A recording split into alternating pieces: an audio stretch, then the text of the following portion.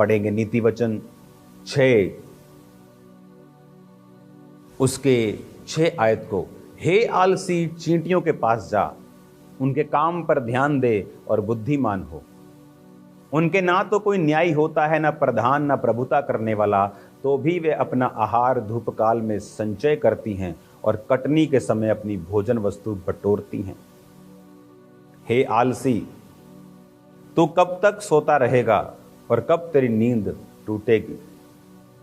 कुछ और सो लेना, थोड़ी सी नींद, एक और झपकी, थोड़ा और छाती पर हाथ रखे लेटे रहना।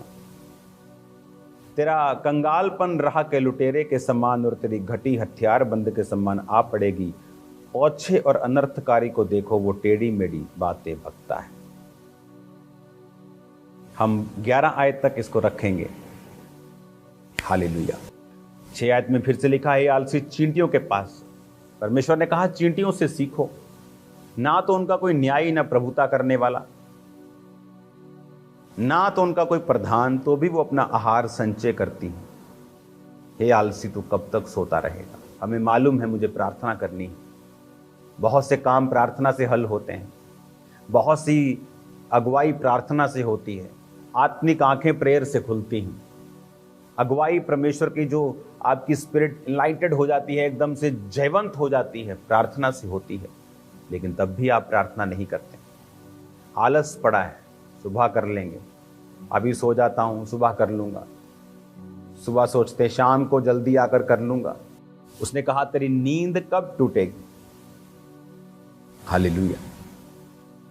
कहता कुछ और सो लेना, थोड़ी सी नींद, तेरा कंगालपन राह के लुटेरे के समान।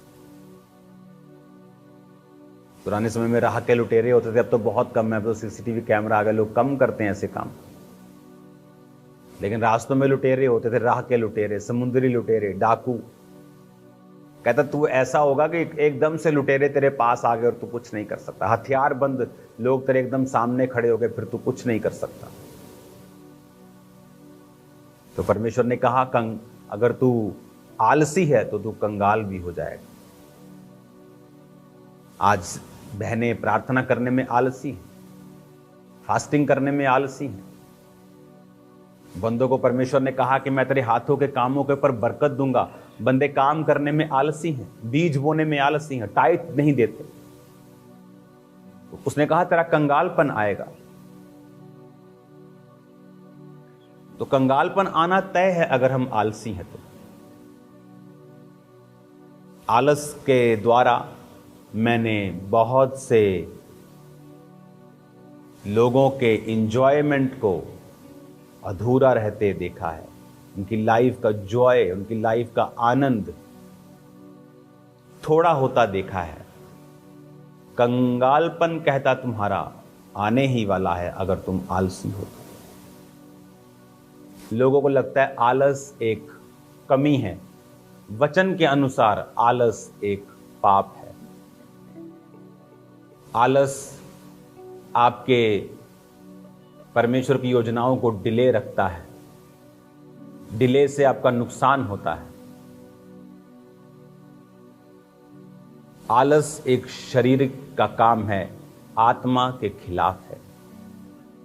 आलसी व्यक्ति अपने जीवन में अपने कामों को समय पर पूरा होता नहीं देखता। आलसी व्यक्ति कंगाल हो जाता है।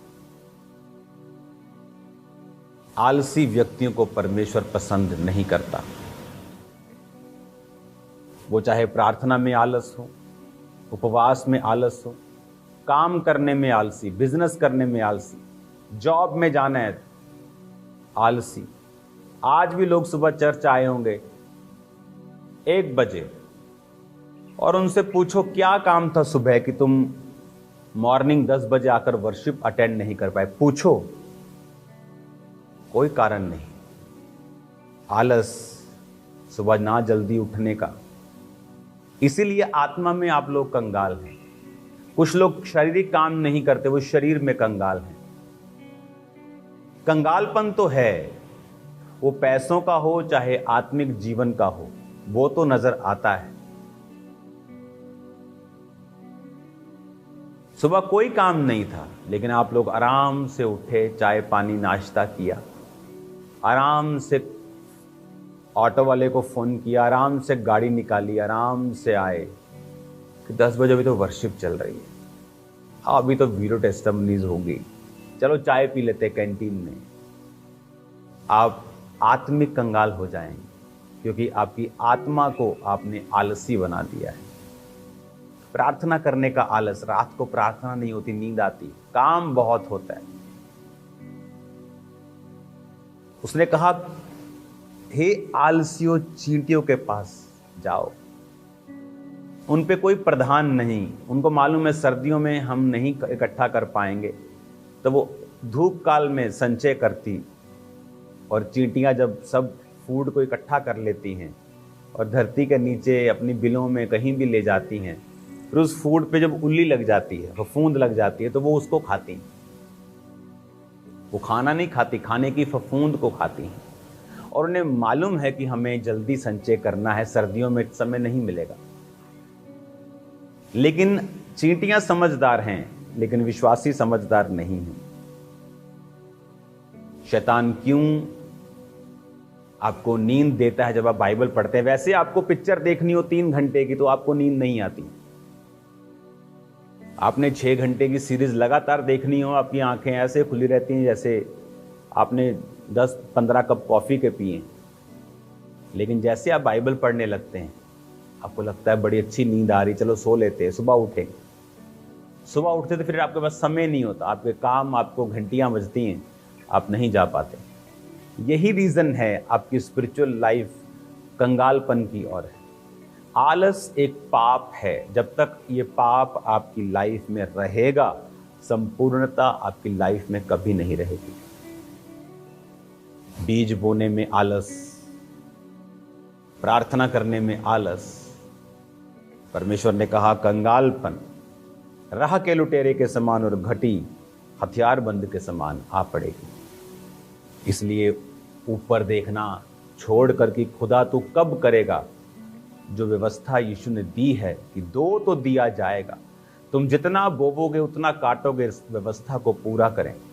नहीं तो मसीह में आने के बाद गरीबी में आए प्रॉब्लम नहीं है, गरीबी में मरना बहुत बड़ी प्रॉब्लम है, क्योंकि आप टाइथ देने में ईमानदार नहीं, आलस, प्रार्थना करने में प्रभु से ईमानदार नहीं, सेवा करने में हम ईमानदार नहीं। इसीलिए रिजल्ट जब लाइफ में नहीं होता, आप जितने मर्जी गरीबी की हालत में या जितनी मर्जी अमीरी की हालत में हो, आज से बोना शुरू करें। एक नियम बनाएं अपने घर पे।